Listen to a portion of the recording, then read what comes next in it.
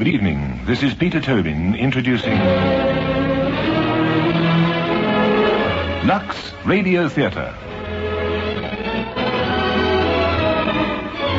Tonight and every Monday night at this time, Lux Radio Theatre presents for your entertainment the finest in radio drama. This week we bring you The Man Upstairs by Patrick Hamilton. Studious, gentle George Longford was grateful to his friend Charles Waterbury for the loan of a furnished flat that he hoped would allow him to spend a quiet evening working on his dictionary. His hopes were not to be realized. A ring on the front door bell, and the pleasant, tranquil scene soon becomes charged with an atmosphere of violence, brutality, and intimidation. Who was the strange Mr. Armstrong who appeared framed in the doorway? And why, once he was admitted, did he begin to adopt such a sinister, menacing attitude? It is from this moment on that Patrick Hamilton's brilliant radio play begins to make your nerves tingle with excitement and apprehension, and reaches a climax that is as shattering as it is unexpected. The Man Upstairs has been produced for Lux Radio Theatre by Michael Silver. And now, Act One of tonight's Lux Radio Theatre presentation, The Man Upstairs.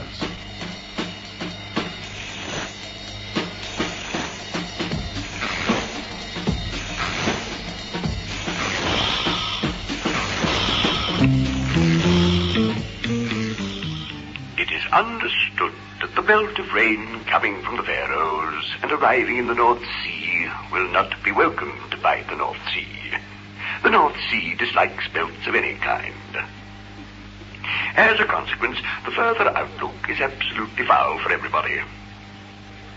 1, 2, 3, 4, 5, 6. How are we doing, George? Can you hear me down there? Couldn't be better. Clear as a bell. So that's that little technical confusion cleared up. What's the time, George? About 7:25, I make it. 7:25? Oh, I've got to get going in a hurry. What for? I've got to meet Miss Caroline Audley at the Lord Hood Shepherd's Market at 7:30. You're coming too. I'm not, you know. You are, you know. No, old boy, I really do want a quiet evening. Oh, can't you step out for once? No, honestly, Charles, I know a guest ought to do what he's asked, especially when he's only just in the flat beneath you, but we're old chums, and anyway, as I'm a guest in a furnished flat belonging to you, I'll jolly well be a guest in your furnished flat and stay put there, see? All right. But I'll bet it's all that enormous dictionary of yours at the bottom of it. You can't leave the thing alone, can you? Well, I do look at it a good deal. What do you mean, look at it a good deal? You're in love with the thing. Well, so long, George. See you usual time tomorrow, okay? Yes, usual arrangement. Goodbye, Charles. Goodbye. Can you hear me up there? Hello, George? Charles, I was wrong about the time. It's pretty nearly 7:45. My wristwatch is crazy. I just thought I'd tell you. That means I'm going to be late. I've got to fly. Goodbye. Goodbye, Charles.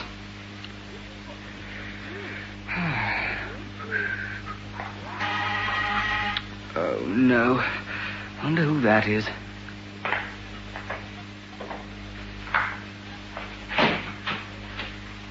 Mr. Longford? You are Mr. Longford, aren't you? My name's Armstrong. May I come in? Yes, of course. Thank you. Thank you. Won't you come and warm yourself by the fire? Oh, yes. I'm glad I found you in. Oh, why? Is it important? No, not particularly.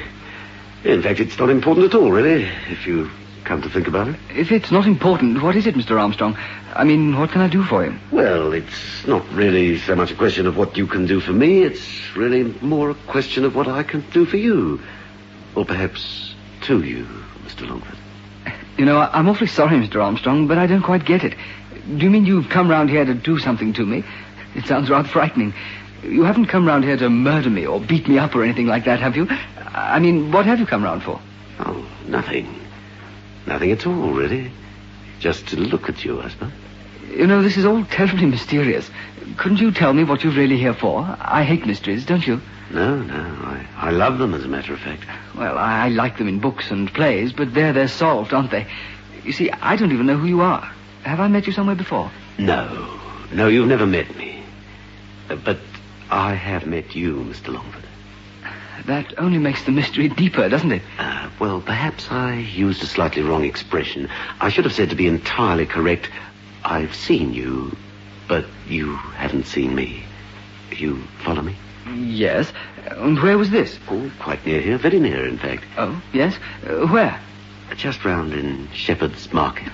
Well, that's certainly very near, but what part of Shepherd's Market? In a house or in the street or what? In a house. Oh, that's funny. I don't know that I've ever been in a house in Shepherd's Market. I don't lead much of a social life, you know. What sort of house? Oh, a very unusual sort of house. Ah, sandwiches. I say, those are my sandwiches, you know. Yes, I'm aware of that. You know, Mr. Armstrong, you seem to be behaving rather strangely. Yes, perhaps I do. But there you are. I mean, one must take it or leave it, mustn't one? Yes, apparently one must. However, we were talking about the house where you saw me, and I didn't see you. You said, I think, that it was a very unusual sort of house. Quite correct, yes. Then will you please tell me what house? This is getting extremely tiresome, you know. Certainly I will. But don't get angry, Mr. Longford. Well, what about this unusual house? But what I should have said is that it's not a private house. That's all that's unusual about it. Not a private house? What could that be, then? A public house, Mr. Longford. That's simple enough, isn't it? A public house? Ah, the Black Miller. Yes, it is. You know, Mr. Armstrong, I don't want to be difficult in any way, but why couldn't you have said straight out that you'd seen me in the Black Miller? Why you've had to go all that roundabout way of telling me, I simply don't understand. Oh, well, I suppose I'm naturally a roundabout sort of man. I'm sorry if I've puzzled you. No, not at all. But now it's all over. Can't we come to the point? What point, exactly? Well, I mean, why are you here? Is it important or not? I mean, what does it matter if you saw me and I didn't see you round at the Black Miller? Well, I'll explain. Shall I? Please. I will. Don't hurry me. You see, it's not so much a question of my seeing you. It's a question of the person I saw you with. Oh, who was that? Ah, a very important person. To me, at any rate. Yes, but who? Who was he? He or she. Oh, you mean a girl or a woman? I do, yes, a girl. I see. Oh, now let me think. What girls have I met in the Black Miller? Oh, I can't think of any at the moment. Oh, yes, I can, though. There's a girl I talk to a lot. Yes, I know you do, yes. Yes, that's right. We're great chums. What about it? Do you know her name? Yes, Brenda something. I just call her Brenda. She calls me George. And what is your opinion of her? I think she's extraordinarily nice. In fact, I hope I'm going to run into her again. Extremely nice and extremely intelligent. And anything else? In what way? Well, didn't she strike you as being extremely beautiful? Well, now I come to think of it, I'd say she was. Very pretty. Beautiful, actually, was the word I used. Very well. Beautiful, probably. Perhaps something more than extremely beautiful? More than extremely beautiful? That's asking a lot. What could that be? Extremely innocent, Mr. Longford. Innocent? Well, you know, I don't know about these things. You can't recognize an innocent look when you see one, Mr. Longford? I don't know. Perhaps I could. It just never struck me with Brenda, whatever her name is. Really? How odd. Tell me, Mr. Armstrong, something's just come across my mind. Two things, in fact. Yes? What are they? Well, you don't think there's anything between this very nice girl and me, do you? Because I can assure you there isn't, you know. And the other thing which crossed your mind? Well, I was wondering, to use the same expression, whether there's anything between you and her. You see, Yes, go on. Well, that would account for a lot, wouldn't it? For what? Well, for your rather strange attitude ever since you've been here. How strange. Just strange, slightly hostile. I might almost say menacing at moments. I mean, if you were in love with her or something, then that might account for it. Are you in love with her? I should be guilty of a great crime if I were, Mr. Longford. The innocent girl in question is my sister. As you seem not to know it, I may tell you that her surname is Armstrong. Oh, I see. And I see you use the word innocent again, and that, as her brother, you might have a suspicion of some sort. Explain yourself. Well, you might in some way suspect that someone is attempting to deprive her of her innocence, and more than that. What more? That it's I who am attempting, or have attempted, to do the depriving. And if that's so, may I here and now assure you you're mistaken. Oh, yes, you can assure me, yes. That sounds as though you doubt my word. So may I here and now repeat that nothing of the sort has taken place, or will take place. And if that's all you've come round to talk to me about, the conversation can close here. I wanted a quiet evening. Don't you think it'd be better if you had a quiet evening, too, and went home? I mean, it's all so silly, isn't it? You know, I think I will change my mind and join you in a drink after all. Oh, all right. Certainly. I'll get you one. No. What? I'll get it myself. Now, have you any whiskey here? Oh, yes. Yes, indeed. And soda. Excellent. Yes, this is what I need. Mr. Armstrong, Yes? do you know that good whiskey is very expensive these days? Oh, yes. And do you know that that whiskey belongs to me? Of course. Who else would it belong to? Unless you'd stolen it. Unless you deprived someone else of it. Unless you were, after all, a depriver, Mr. Longford. Oh, dear. Now you seem to be harping back to that. What are you talking about, Mr. Longford? You're one ahead of me. Your sister. I gather you're reverting to that matter. Now, what on earth should make you think that? You used the words deprived, Mr. Armstrong. Depriver. A moment ago, that word was used in connection with your sister. Ah, yes, delicious. No, you're imagining things, Mr. Longford. Why shouldn't I use the word deprived twice? It's a very nice word. Mr. Armstrong, Yes. would you like to finish off that drink as soon as possible and then go home? Well, I shall certainly finish off the drink, if I may. Why, what a good-looking little man you are. I'm not surprised at the girl's falling for you. Yes, a remarkably good-looking little man. Little, of course, is the operative word. Yeah, Mr. Armstrong, do you know I don't like having my cheeks pinched? A cheek, Mr. Longford, not cheeks. Let us be precise. I only pinched one of your cheeks. And why should you resent it? It's a sign of affection. Napoleon used to pinch his soldiers' cheeks, you know. Mr. Armstrong, have you come round here just to talk about Napoleon? But what more interesting topic could there be? What is wrong with an interesting and disinterested and peaceful conversation? Let's have a peaceful conversation. Why don't you have another drink?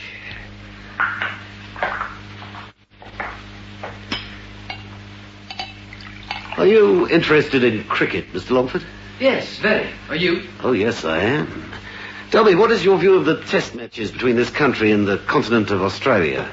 Well, lately we seem to have been putting up a pretty good show, it seems to me. You say we. That means England, of course. Yes, of course. Yes, naturally. But it sounds a little funny to me. You see, I am Australian and think of it the other way round. I think of Australia as we. Oh, I see. You don't speak like an Australian. Well, in point of fact, I'm not Australian, technically. It's just that I was born there and I've spent most of my life here. I think of myself that way. Oh, yes? Well, here's your very good health. Of course, the last two tests have been played under freak conditions, haven't they? And yet I like freak conditions in cricket. It's so much more exciting. I wish they'd make the conditions even more freak. I'm not sure you're not right. What alterations would you personally make? Have you any ideas in mind? Yes, I have. One in particular. I feel very strongly about it. Oh, yes? What's that? Well, why not alter the light, for instance? The light? How on earth could you do that? That's a question of luck, isn't it? How could you arrange the light in a cricket match? Well, why not, for instance, have it all played underneath the moon? The what? The moon. Well, I must say that's an original idea.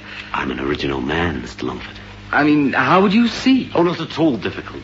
It's very easy when the moon is really bright and the night's clear. Then, if necessary, you could have the ball painted white. Then you could have white stumps and white balls and white scoring boards with the figures in black and so on and so forth. Well, if it comes to that, one might have all the spectators painted white, mightn't one? You know, that's not at all a bad idea. It never struck me. I have an impression, however, that you're not taking me seriously. Why? Mr. Armstrong. Mr. Longford. Tell me something. You said you were a very peaceful man. No one more so. Go on. Well, it's rather hard to put. But have you been suffering from any sort of nervous upset lately? Something you might see a doctor about. Something which just required rest. Oughtn't you to go home and have a good rest now? I see what you mean. You're suggesting that I'm out of my mind. Aren't you? No, but I think you may be, purely for the time being, a little upset. In other words, raving mad. But don't mince matters, Mr. Longford. I know every thought that goes on in your head. And I can assure you that I'm certainly not a madman.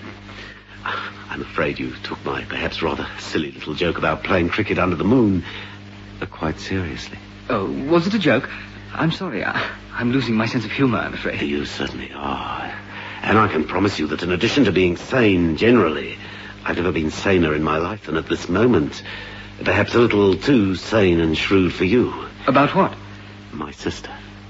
Oh, dear. Have we got to go back to that again? No, not just at the moment.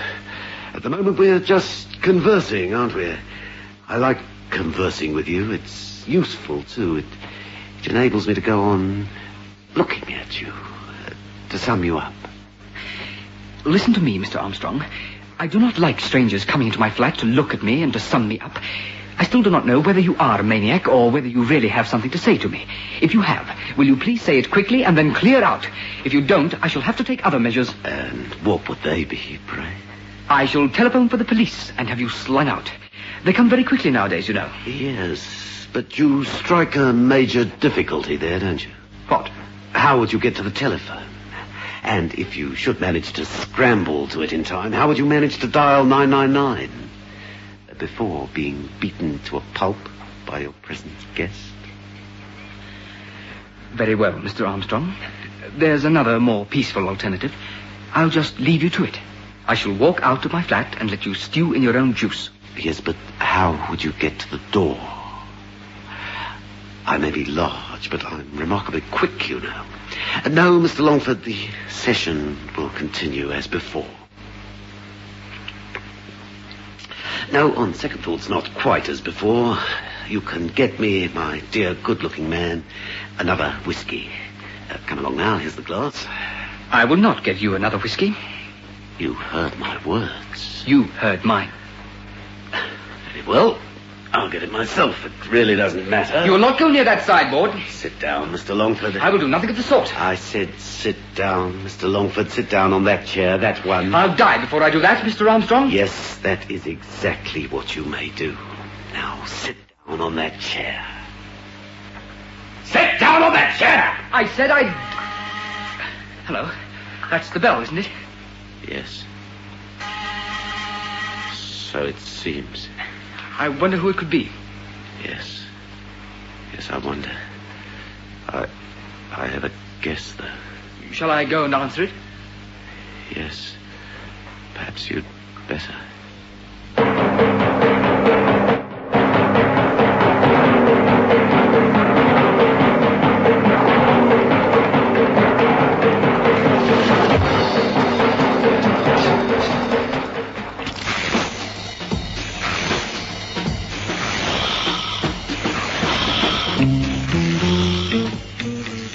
Where is he? You said my boy was in here, Mr. Longford. So he was. He's probably gone through that door. It leads to the kitchen. You're Mrs. Armstrong, I take it. Yes, but please don't let's bother about names at the moment, Mr. Longford. Cyrus? Cyrus? Cyrus? My son, come out from the kitchen. Don't pretend to yourself that you can hide from me. If you don't obey... Now come out to your mother. I shall give you 15 seconds. I'm beginning to count. 1, 2, 3, 4. Ah, here you are at last. Don't stand like that. Hold yourself up. Yes, Mother. Put your hands behind your back. Yes, Mother. What are you doing here? I don't know, Mother. Don't tell me you don't know. What are you doing here? I came to see Mr. Longford. Didn't I tell you to stay in your room tonight until I came back? Yes, Mother. Then why didn't you? I don't know, Mother. Hold yourself up. Yes, Mother. And when you go to your room, you will do your usual exercises. Only tonight, you would do them 6 times. Thoroughly. Do you understand? Thoroughly. Yes. Yes, I understand, Mother. Very well. You may go now. But first of all, you will apologize to Mr. Longford. How do I apologize, Mother? Look at him straight in the eyes and say, I'm sorry, Mr. Longford. I'm sorry, Mr. Longford. That's quite all right. Good. Very well. Now go. And on the way, you are not to look back. Not once, you understand? Yes, Mother.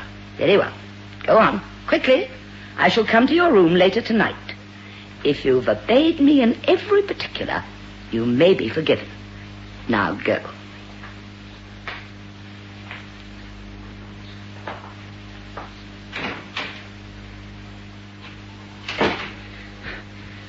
Well, that was one of the most remarkable... One moment. All right, he's gone. Now, Mr. Longford, do you mind just for a minute if we have all the lights out in here? The lights out? Yes. Well, you know, it seems to me that I'm in a sort of madhouse. Must we have all the lights out? Yes, you are in a sort of madhouse, Mr. Longford, and a very dangerous one. And I am here to save you from it, to save everybody concerned. I'll explain everything in a minute. And in the meantime, will you do as I ask? And quickly, will you? Very well. You see, I am the only one who can control him. I am the only one who knows his mind, and I must use my own methods. You see, I want to watch him from the window without him seeing me, to see if he obeys me and does not look back as I told him. And if he does look back and sees me watching, he'll think I'm afraid, and I might lose half the battle. I have to make him think that I think he obeys me absolutely without question. Yes. There he goes. Yes. It's all right. I can tell by his walk. Come here and watch him. You see? He's like a soldier on parade. There. Yes. That's all right. You can put on the light again now, will you? Now, Mrs. Armstrong, could you explain all this? It's all very confusing, you know. One moment, Mr. Longford. I'm not feeling very well. I'm feeling faint. You don't know what a strain it is.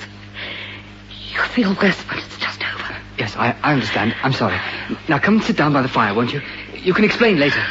Thank you. Oh, dear.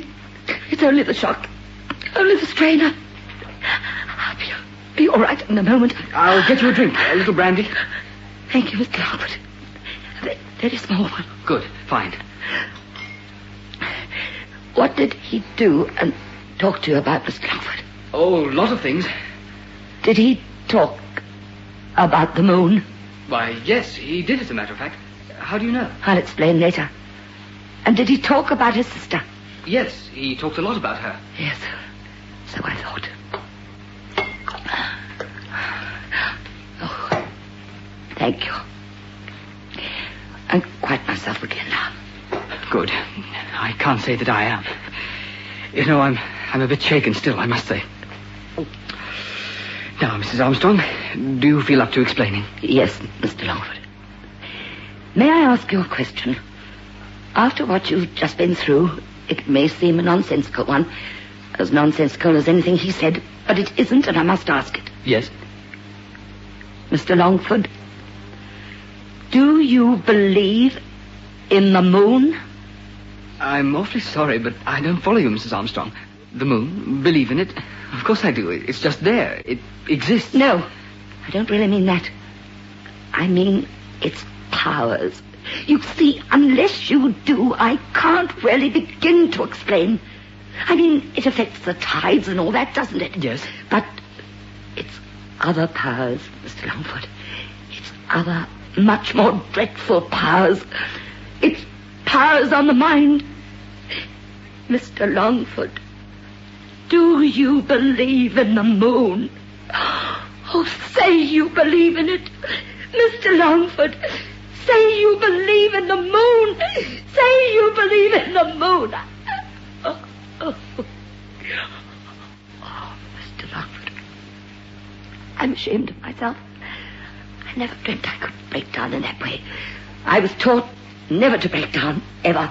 Well, everybody has to break down sometime, don't they? It's a very normal thing. Not in my family. We were what people used to call a family of soldiers. However, I mustn't talk of the past. We are in the present, and a very real and urgent present for both of us. Yes. You said you were going to explain. Just tell me quietly, in your own time. He talked of his sister Yes. and her innocence. Yes. And did he mention Napoleon? Why, yes, he did. And then he talked about the moon. Yes. Tell me, Mr. Longford, do you know anything about psychiatry? What do you mean? Freud, Jung, all that? Do you know it's an established fact that certain people are affected sometimes in a violent and dangerous way by certain phases of the moon? No, I wouldn't say established. I should say it's quite likely, but not a certainty. I know it's a fact.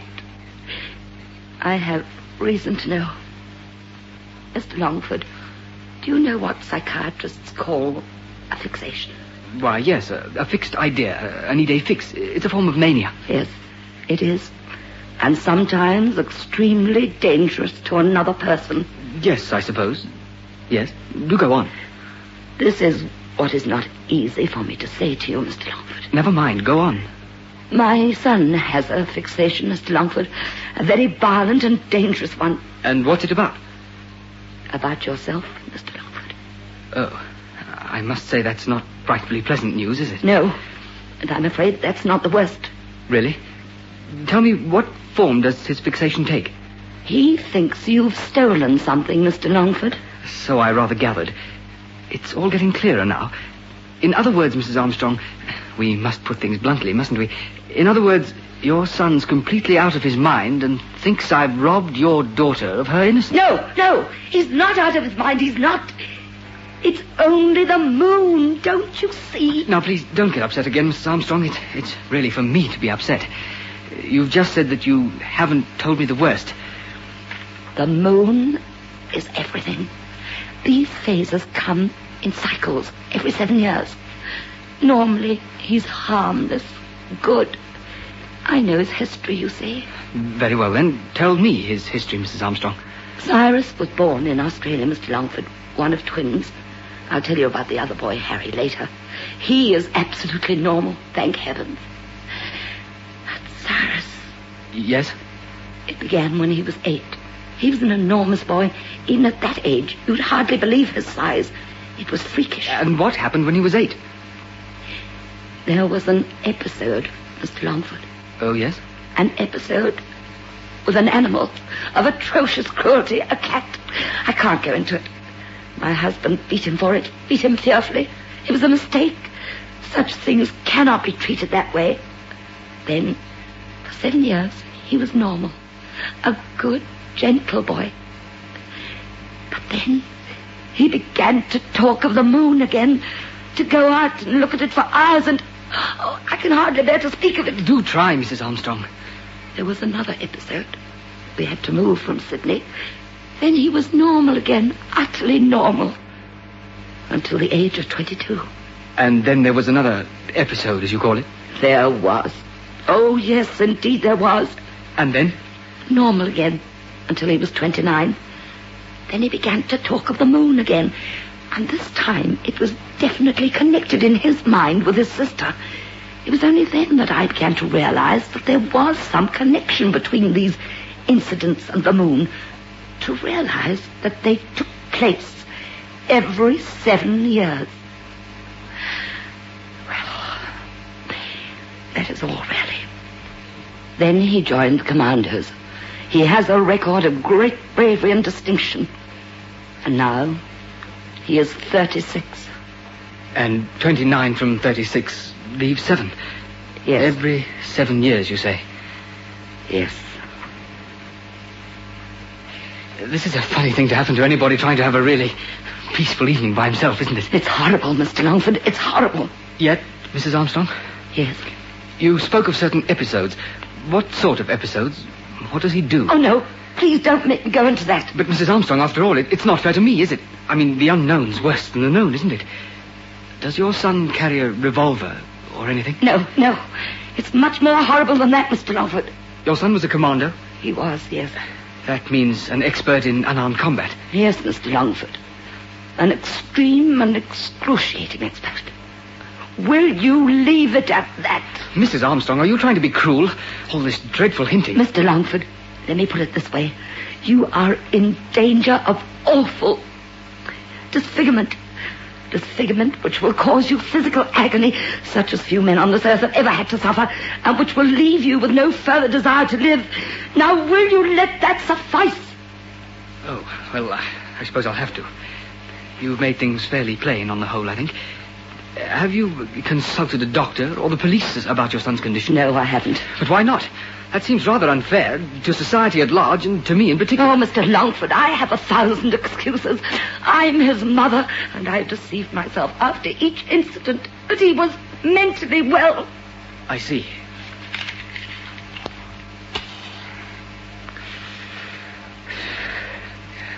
It seems as though I'm rather up against it, doesn't it? You must go away, Mr. Longford. Now, you must go where he can never find you. It'll only be for 3 months. You must hide.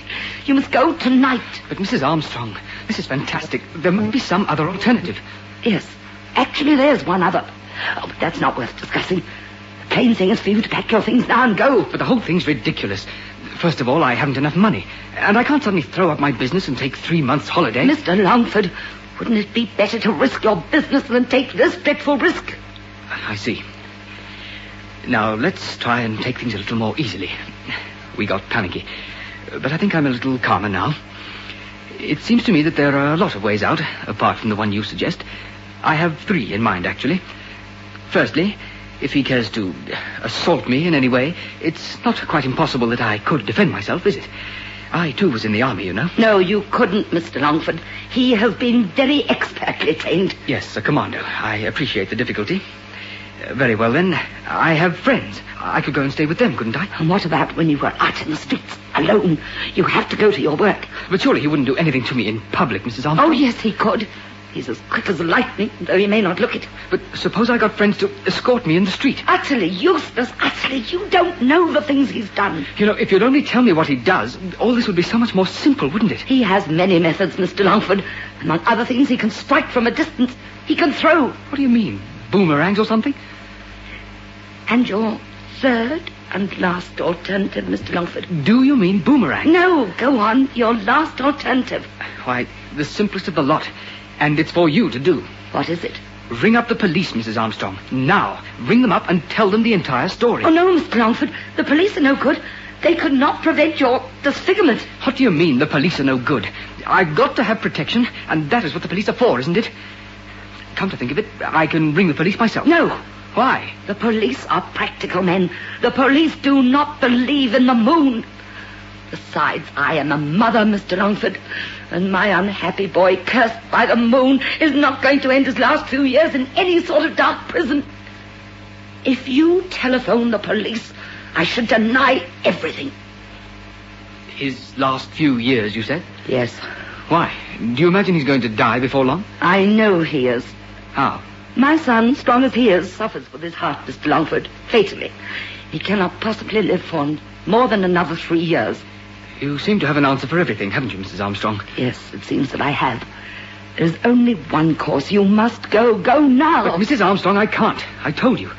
Even if I had the money to go away for 3 months, even if I used up all my savings, I can't give up my job here. You have savings? Why, yes, of a very modest sort. Oh, that's the telephone. I know. But why are you so frightened, Mrs. Armstrong? It may be Brenda. It must be her. Why must? Let's go and see, anyway. Hello? What? No, it isn't. Who do you want? No, my name's Longford. That's quite all right. Thank you. There you are. It was only a wrong number. No need for panic. I'm sorry. I had an awful feeling it was Brenda and that he'd broken out. Well, you were wrong, weren't you? Yes, I'm sorry. Now, where were we? We were talking about my savings, as a matter of fact. You asked if I had any. Oh, yes, that was it. And why did you ask? Oh, nothing. Some while back, you know, you said there was one other alternative of some sort. Was that alternative connected with my savings? Mr. Longford, there are certain things to which I shall not descend. Mrs. Armstrong, please. Very well. If you must have it. Yes? Mr. Longford, you said you had modest savings. How modest are they? Oh, very much so. Yes, but what does that mean? Mrs. Armstrong, shall I tell you exactly how much I've got in the bank at the moment? Oh, no, I didn't mean to bring the subject up. Yes, you did, indirectly. And I'm glad you did. So shall I tell you? Very well, Mr. Longford, if you insist. How much money exactly have you got in the bank at this moment? £640. You have all that. I thought you said you were an extremely poor man. You see, I have little more than what I stand up in. What you do stand up in doesn't look too bad to me. Thank you for the compliment, Mr. Longford. Well, now I've told you the amount of my savings. What about it? Mr. Longford, £640. What are you so excited about, Mrs. Armstrong? Do you mean that amount of money means that you see a way out of all this? No, not at all. Nothing like it. But £280, that's all that's needed. No, less than that. Much less. My other son, Harry, his twin brother, can manage 70. Now, how much does that make? 210. Yes, not a penny more. Now, listen, Mr. Longford. We have a passage for Cyrus and myself to Australia. My son Harry is in shipping and has arranged it. We only wanted the money. A passage for the day after tomorrow, Mr. Longford. Actually, Harry comes back from Liverpool tonight. In fact, he should be back by now. Now, listen. I can get Cyrus, my poor sick boy, away by the night train tomorrow. You'll be free, Mr. Longford, forever. He'll go, you see. He keeps on saying that he has to see the moon again as it rises over Sydney. It's his poor brain. Mr. Longford, this is the way out. £210 only to lend, Mr. Longford. You'll get it back. I'll work my fingers to the bone to give it back to you. And you're free from this terrible menace. Who's that? I know who it is, all right. He always knocks like that. Oh, dear. Must you let anyone in now? Can't you pretend you're not at home? No, it's all right. It's only my friend, the one who's lent me this flat. I'll see what he wants.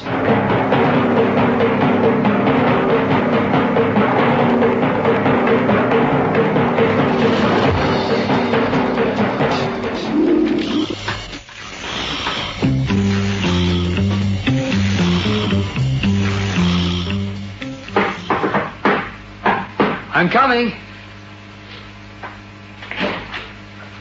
Oh, I'm frightfully sorry. I didn't know you were sort of... well, am I interrupting you? I won't be half a moment. No, not a bit.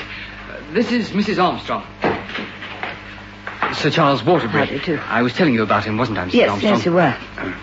Caroline and I are going away tonight. We've suddenly decided to take a car down to Maidenhead and hit it up for a bit.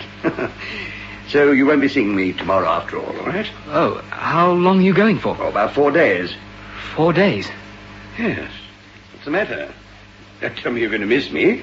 You who spend your whole life dodging people. No, I just didn't realize you were going away all that time, that's all. Well, neither did I until about 10 minutes ago. Well, I must fly. Well, goodbye, Mrs. Armstrong. Sorry our meeting's been so short. Goodbye, Sir Charles. Goodbye, George. See you around Tuesday next week. Charles! Yes? No, it's nothing important. You go off and enjoy yourself. Well, goodbye, all. Goodbye, Sir Charles. Mr. Longford, Yes? why did you call Sir Charles back just then? It was an impulse to confide in him. Now I sort of feel my last prop's gone. But, Mr. Longford, didn't I tell you that help of that sort was of no use whatsoever? Yes, I'm sorry. You shouldn't have done that, you know, Mr. Longford. It looks as though you don't trust me. Mr. Longford, look at me, will you? Do you trust me? Oh, say you do. Mrs. Armstrong, I not only trust you, I'm going to prove it in a very concrete way. How soon do you want the money? To tell the truth, Mrs. Armstrong, I want to get this over pretty quickly. I'm afraid it sounds a rather harsh thing to say, but the sooner I see the last of you, the better. And I could give you the money tonight. But I don't want it tonight, Mr. Longford. You've got to see my son Harry first. In any case, you've got to have some sort of security in writing. Could you see him tomorrow morning? Couldn't I see him tonight? Yes, I suppose so, but I don't know if he's back. Well, couldn't we find out? How? Do you mean I should go around now? That's Brenda. I know it is this time. Shall I answer it? But, Mrs. Armstrong, it might easily be someone who wants... No, I have a feeling. I know these things. Very well, you answer it, Mrs. Armstrong. Yes? Oh, Brenda, dear. Brenda? Yes. Brenda, what are you saying? Yes, go on. Yes. I know, my dear. Yes. I see. Now, Brenda, keep your head and listen to me. It'll be all right. It'll take him 4 minutes to get to Brook Street. I shall be there to intercept him and send him back. Have absolutely absolutely no fear. Do you understand? Now, we must ring off. Every moment counts. Yes, goodbye, darling, goodbye. It has happened. What? He's disobeyed me. I've lost my authority. He's broken out. He's on his way round here now. So he's on his way now? There's no time to lose, Mr. Longford. We're both in great danger. I must go and intercept him. Mr. Longford, will you do exactly as I say, please? Why, yes, of course. Very well. Bolt the front door and lock that one. It has a lock, hasn't it? Yes. And that one? Yes. Very well. Now, Mr. Longford, do not go near the window. Go nowhere near the window. And keep your lights low. Once he's safely home, I shall come back and ring in a special way. I shall give 3 rings, then silence, then 3 rings again. You follow? Yes. 3 rings, then a silence, then 3. That's it. We're too late. That was in the kitchen. Your kitchen window. Tell me, is it possible to climb up from the street to your kitchen? By the drain pipe? No. Good. Now to think quickly. He'll be lurking in the doorway. I'll find him, have no fear. I'll find him and send him back. You do just what I said before. Barricade yourself. I shall return in 10 minutes if all goes well. Now I must go. But he may be outside your front door by now, so lock this door when I've left. You understand? Yes.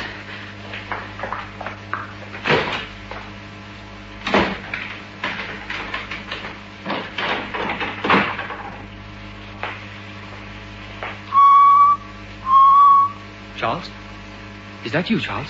Yes, my boy, it is. I thought you'd gone to Maidenhead. Oh, never mind about that. You're a very silly boy, you know. What do you mean? You forgot to switch off when we were talking earlier tonight. Did I? You laid yourself open to being eavesdropped upon from here. I think you're going to be very grateful. Oh, I'm in a pretty blue funk, I can tell you. Wouldn't you be, Charles? Yes, I certainly would. Well? I mean, I would if I really believed in it. What do you mean? Did it never occur to you during the evening that there was something bogus about it all? Well, perhaps just once or twice. Oh, when? When she first began to mention money, and I didn't like the family of soldiers. No, I didn't like that either. She's pretty convincing. Yes, I could hear that. That's why I couldn't resist coming down to have a look at her. I've read about them and this very ugly blackmailing trick they work.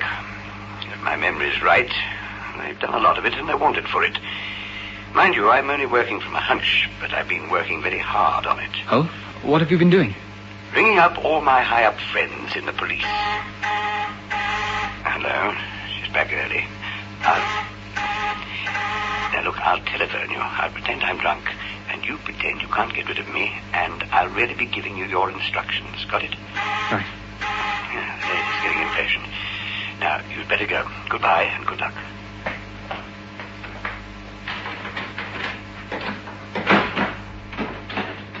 Oh, Mr. Longford, this is Cyrus's twin brother, Harry. Hello there. Everything's all right now. There's no immediate danger. He's gone into one of his sleeps. It's as though he's almost dead, isn't it, Harry? Certainly is. So he's in one of those again, huh? Yes, so we're safe now for 6 hours at least, if not more. Oh, Mr. Longford, whichever you choose, thank you. But whichever you decide, thank you truly and deeply from the depth of a very unhappy woman's heart. Goodbye. I can't trust myself to speak anymore. I'm leaving. Oh, no, let me, just in case. He mustn't know you're here. Just in case. May I? Yes, of course, if you think so. Yes? Yes, he is. Who is it, please? Yes, just a moment, please. Just a moment. It's a Mr. Farquharson. Farquharson? Oh, yes. Hello. Hello, Ronnie? Yes. Yes, all right. Go ahead. Yes. Look here, Ronnie, where have you been tonight? You sound as if you had a few. Shall we go, Mr. Longford? No. No, you can't come round here. I'm busy. I'll be seeing you tomorrow. What? Look, I'm going to ring off. Yes, I know you could get round here in 3 minutes, but... What? Now, you go home and sleep it off. Goodbye. Oh, would you believe it? On top of it all, that was my partner. It's about business. What, not money trouble again? No, not that. But it means that I've got to sit up all night and work out figures. It's got to be quick. Oh, this on top of everything, this. Now, listen, I'm just about done in tonight, and I'm afraid my nerves are gone. I'm going to give you the money now. I have it in cash. But, Mr. Longford, we don't... No, please. let me have my way, please. For once, tonight. I can get the money in a moment. It's in this drawer over here.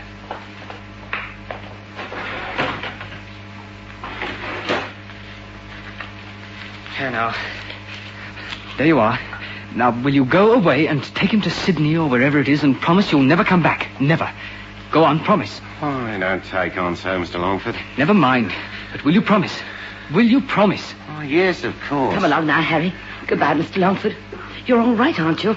I hate to see you looking like that. You're not ill, are you? Oh, we can't help you in any way, can we? In one way, perhaps you can. Yes, anything. What can we do? Oh, just listen to something. Yes. What do you want to say? No, I don't mean listen to me. Not you? Who then? Yourself, Mrs. Armstrong. Your earlier self. When you were about an hour younger and speaking to these 4 walls. I don't follow you. Or rather, 8 walls, to be precise. 8 walls and 1 person and 1 thing. Above all, a thing. Shall we listen? Yes, do let's. All right, Charles. Is it okay? Yes, here we are. Just a sec. Right, here we go. Listen. Here we are. With a cat. I can't go into it. My husband beat him for it. Beat him fearfully. It was a mistake. Such things cannot be treated that way. Then, for 7 years, he was utterly normal again. A good, sweet, gentle boy. But then, when the 7 years had passed, he began to talk of the moon again. No! Will you stop that noise? Will you stop it? Who is up there? I can speak of it. Oh, surely you know, Mrs. Armstrong. I'm just the man upstairs. We've met, don't you remember? But I didn't go to Maidenhead. I stayed and got down every word you said. All right, I'll tell them, Charles. He telephoned the police. Police? Do something, Si! Do something to him! The game's up anyway, so do something! Oh, yes, Vera. That's not a bad idea.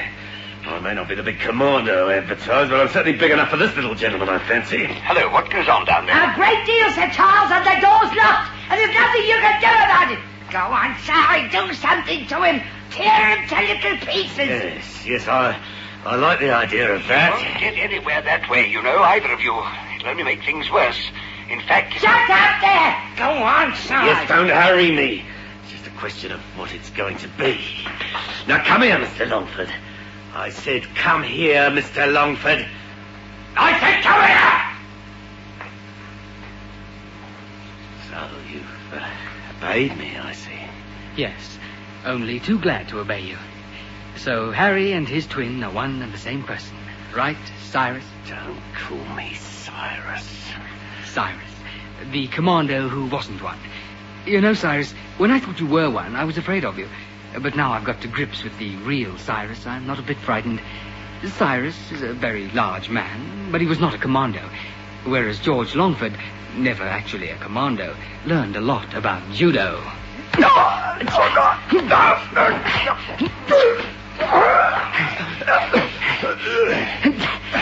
You did strike it unlucky tonight, didn't you, Cyrus? Are you enjoying this? I imagine not. Very well. When I release you, you will obey me and go and sit down in the chair by the fire. Very well. You may go. No, I said the armchair by the fire. And put my money back on the table. Well done, George. I thought you could do that. Well, that seems to be the end of the evening, doesn't it? No, Charles. That's the funny thing. It's not quite. Come here, Mrs. Armstrong. I said, come here, Mrs. Armstrong. What are you doing, George? I'm doing a lot, Charles. To Mrs. Armstrong, who recently so strongly advocated something being done to me. In fact, Charles, I'm going to rob Mrs. Armstrong of her facial charms. Her somewhat maturing facial charms. I'm sure that one who comes from a family of soldiers can enjoy such a thing. Oh. Now, Mrs. Armstrong, close your eyes and put back your head. I'm now going to start counting. And I may tell you that every number after 3 will be an added disfigurement. Your own words, Mrs. Armstrong, to your face. Now, 1, 2... Help me! Si! Help me! He's only bluffing. He's not the type. But that's just what I am, Cyrus, as I shall now demonstrate. Now, Mrs. Armstrong, the operation begins. Oh. You come, never forget it, from a family of soldiers. Now keep quite still, please. What are you going to do to my face? What are you doing? Si! What has he done?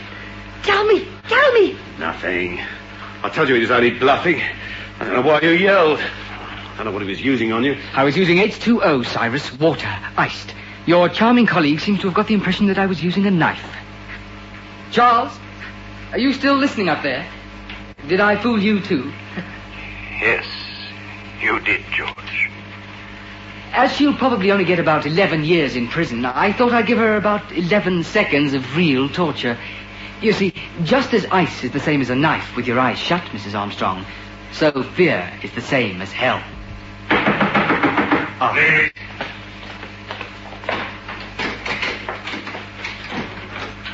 All right, sir. We'll take care of him. Come on, then. Take your hands off his head. Charles? I didn't know you were quite like that, George. Didn't you? And I don't regret it for a moment. Yes, so I gather. Well, all this has rather spoiled your quiet evening, hasn't it? No, just interrupted it. I hope I'm going to have it now.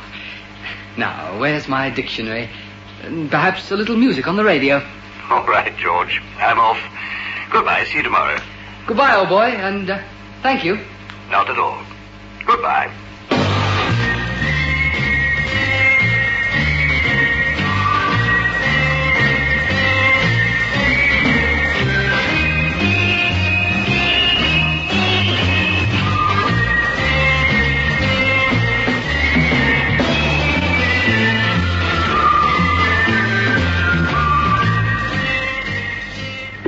In tonight's presentation of The Man Upstairs, you heard Bruce Miller as George Longford.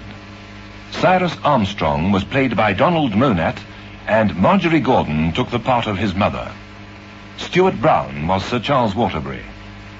The Man Upstairs by Patrick Hamilton was produced for Lux Radio Theatre by Michael Silver.